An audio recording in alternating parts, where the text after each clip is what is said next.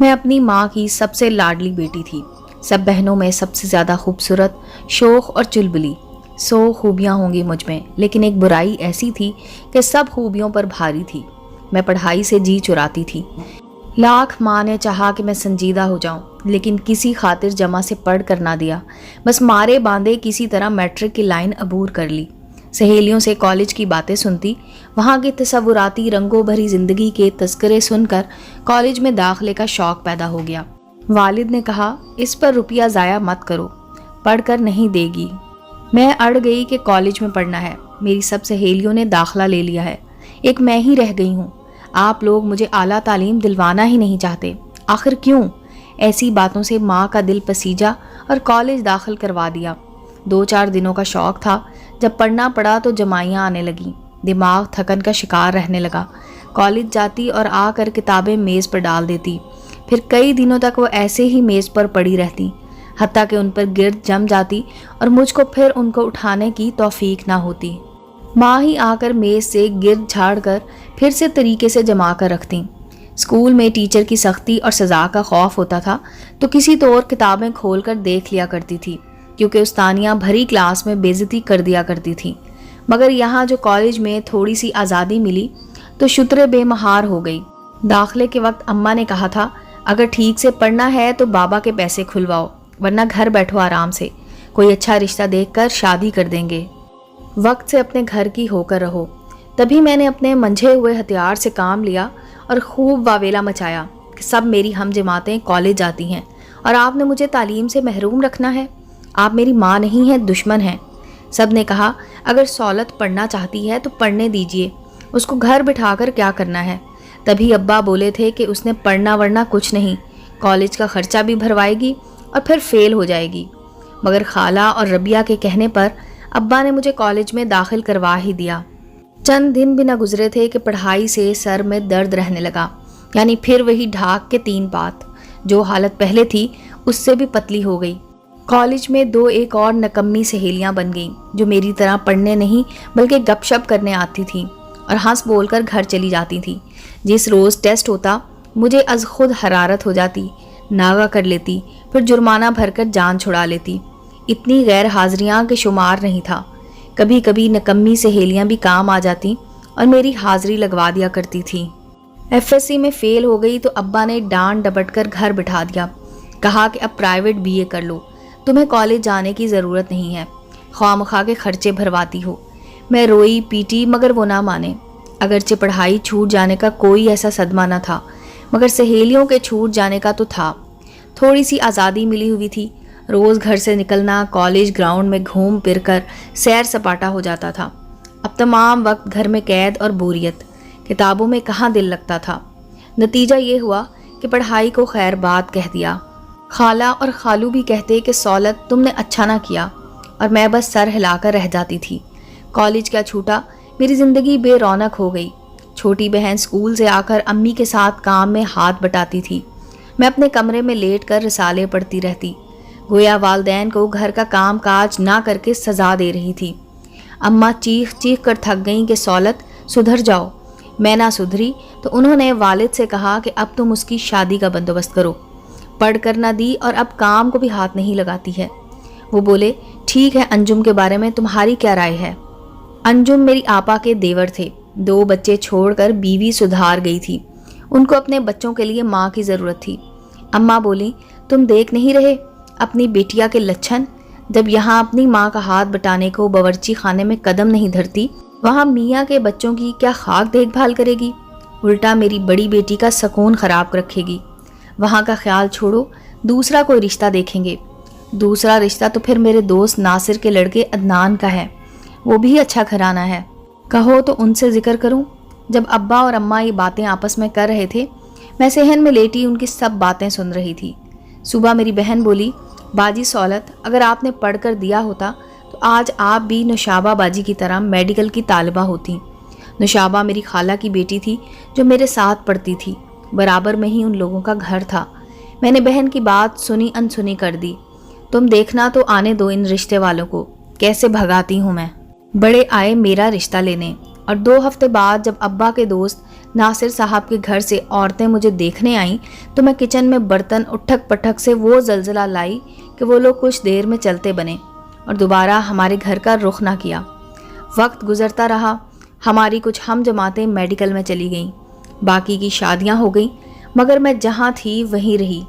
यहाँ तक कि 2 छोटी बहनों की भी शादियां हो गईं और मेरे सर में चांदी चमकने लगी। माँ बाप बूढ़े और भाई घर बार के हो गए। वो वक्त भी आ गया कि अब मैं कभी इधर तो कभी उधर। बहन भाइयों के बच्चे मैट्रिक में आ गए, मगर मैं बिन ब्याही रह गई। एक रोज़ खाला भाई के घर आई तो मैं बड़े भाई की बहू के साथ उनके पोते को नहलाने में लगी थी। उन्होंने मुझे बुलाया और बोली, अब और कितने दिन रह गई है तेरी जवानी के, अब भी वक्त है अपनी घर की हो जाने का, कुछ सोच, आगे तुम्हारा क्या बनेगा जब ये बच्चे भी जवान हो जाएंगे। गर्ज खाला ने बहुत समझाया तो मैंने कहा, अब वालदैन भी सुधार गए हैं, अब कौन रिश्ते तलाश करेगा मेरे लिए। बोली, मैं करूँगी, बल्कि एक रिश्ता अब भी है मेरी नज़र में, अगर तुम आमादा हो तो बात करूँ। कर लें बात, मैंने सर झुका लिया। देखते हैं कि इस उम्र में अब हमसे कौन शादी करेगा, ये तो मुकद्दर का खेल है, दिल मैला ना करो। मेरे मिलने वाले हैं, लड़का इंग्लैंड में है, पहली शादी वहाँ कामयाब ना हुई, अब पाकिस्तान से करना चाहता है। कुछ दिनों बाद लड़के की बड़ी बहन मुझे देखने आई और पसंद कर लिया। बताया कि मेरे भाई के 3 बच्चे हैं, बीवी ने शौहर के सपुर्द कर दिए, उन्हीं के पास होते हैं, बस उनको मोहब्बत की ज़रूरत है, बाकी अल्लाह का दिया सब कुछ है, सौलत को उनसे कोई तकलीफ़ ना होगी। नादिर साहब पढ़े लिखे, बहुत शाइस्ता और बच्चे भी अच्छे थे। शादी के बाद लंदन चली गई, इन सब से प्यार मिला, किसी ने कोई तकलीफ़ ना दी। शादी के साल बाद अल्लाह ने मुझे भी बेटी से नवाज दिया। एक अपनी 3 मियाँ के 4 बच्चों की माँ बन गई। नादिर की सबसे छोटी बहन कुछ अरसा कबल पाकिस्तान सेटल हो गई थी। उसने नादिर को सुनहरे ख्वाब दिखाए कि उम्र दियारे गैर में गुजार दी, मगर अपने वतन की क्या ही बात है, मेरी मानो तो तुम भी वतन वापस लौट आओ, हम तो यहाँ बहुत खुश हैं। रुपया हो तो बिज़नेस के भी बड़े चांस हैं, वारे न्यारे हो जाते हैं दिनों में। मियाँ का लड़का 18 साल और लड़कियाँ 15 और 16 की थीं। सभी ने फुप्पो के शौक़ दिलाने पर पाकिस्तान में रहने की चाह की तो नादिर बमा फैमिली वतन लौट आए। यहाँ से गोया मेरा इम्तिहान शुरू हो गया। मियाँ ने बड़ी बेटी की शादी अपनी इसी बहन के बेटे से कर दी जो इनको वतन ले आई थी। बेटा और छोटी बेटी हमारे साथ थे। बच्चे सादा लो नादान थे, जो जल्द दूसरों की बातों में आ जाते थे। अब जो वो किसी भी रिश्तेदारों के यहाँ जाते, सभी उनको यहाँ यही कहते कि तुम्हारी सौतेली माँ है, इसलिए तुम लोगों का ज़्यादा ख्याल नहीं करती, तुम्हारे साथ उनका सलूक ठीक नहीं है, तुम लोग अपने वालिद से कुछ बोलते क्यों नहीं हो। बच्चों का क्या, वो भी दूसरों की हमदर्दियाँ हासिल करने के लिए खूब जी भरकर माँ के खिलाफ बातें सुनते और बातें करने लगे। तब वो रिश्तेदार नादिर से कहते कि बच्चों का ख्याल रखा करो, बीवी से इतनी जन मुरीदी ठीक नहीं। नादिर घर बार छोड़कर वतन के शौक़ में आ तो गए थे, लेकिन अभी तक उनका जहन यहाँ सेट ना हुआ था। ऊपर से ऐसी बातों से वो बहुत डिस्टर्ब रहने लगे। घर खरीदा, गाड़ियाँ ली, कारोबार में रुपया लगाया, लेकिन वहाँ के कारोबारी असूल और यहाँ के कुछ और थे। फिर लोगों का मूड मिजाज भी मुख्तलिफ था। कारोबार शुरू कर लिया, लेकिन बात बनती नज़र ना आती थी। हालात बिजनेस को जमने ना देते थे, मगर कारोबार तो करना था। सारी पूंजी बिजनेस में और सेटल होने में लगा दी। दिन रात एक कर लिया, इधर बिजनेस की परेशानी, उधर रिश्तेदारों की फजूल बातें। ये बेचारे सख्त परेशान रहने लगे। इस पर ये कि बच्चे अब पाकिस्तान आकर पछता रहे थे। वो वहाँ के माहौल के आदी थे। बेटी जो फुप्पो की बहू बनी थी, उसके ससुराल में कुछ मसले मसाइल शुरू हो गए। गर्ज चहार जाने परेशानियों ने घेर लिया था। नादिर को ये सोच आई कि क्या फ़ैसला कर लिया। बहन के कहने में आकर अच्छा भला बिजनेस, बना बनाया घर छोड़कर यहाँ क्यों आ गया। बरसों बाद वहाँ बखूबी सेटल हुआ था। सब खुद ही उखाड़ पछाड़ कर ये कदम उठाया। अब वापस जाऊँ तो कैसे जाऊँ, चलो अपना वतन है, एक रोज़ दुख सुख सहने के बाद कदम जमा ही लेंगे। बच्चों को भी समझाते कि जल्दबाजी की ज़रूरत नहीं है, चंद बरस जम कर रह लो, फिर जब चाहो इंग्लैंड चले जाना। अभी मुझे मोहलत दो, जो काम कर रहा हूँ। मुझे तो अपना वतन ही पसंद था, बादिल नख्वास्ता रह रही थी, मगर यहाँ आकर नंद और उनके रिश्तेदारों ने ऐसा बच्चों के जहनों का सत्यानाश किया कि मुझे लगा कि उन लोगों ने हमसे कोई बैर निकाला है जो उन मासूमों के जहनों को गंदा कर दिया था। کاش کہ ہم وہاں ہی رہتے، یہاں رشتہ داروں نے تو جینا اجیرن کر دیا تھا۔ بچے بھی رٹ لگانے لگے کہ واپس انگلینڈ چلو۔ انہی باتوں پر کڑ کڑ کر میں اور نادر بیمار پڑ گئے۔ میرے شوہر ہنسمکھ تھے، سنجیدہ ہو کر رہ گئے تھے۔ بچے الگ چڑچڑے پن کا شکار تھے۔ نادر کو تو اندر ہی اندر گھن لگ گیا تھا۔ میں نے اصرار کیا کہ اپنا چیک اپ کروائیں۔ چیک اپ کروایا، یہاں علاج سے افاقہ نہ ہوا، اور بھی طبیعت بگڑ گئی۔ جب ڈاکٹروں کی سمجھ میں اصل مرض نہ آیا تو واپسی کی تیاری باندھی۔ انگلینڈ میں علاج شروع ہوا، لیکن شفا وہاں بھی نہ ملی کہ قسمت میں نہ تھی۔ جب زیادہ حالت بگڑی مجھے فون کر کے بلوایا۔ جلدی میں نے چند جوڑے کپڑے سوٹ کیس میں رکھے اور روانہ ہو گئی۔ میرے وہاں پہنچنے کے 2 ہفتے بعد نادر وفات پا گئے اور میں پردیس میں بیوہ ہو گئی۔ بدخواہوں کی بن آئی۔ نندوں اور ان کے رشتہ داروں نے طرح طرح کی باتیں کہیں کہ دل ہی مسل ڈالا۔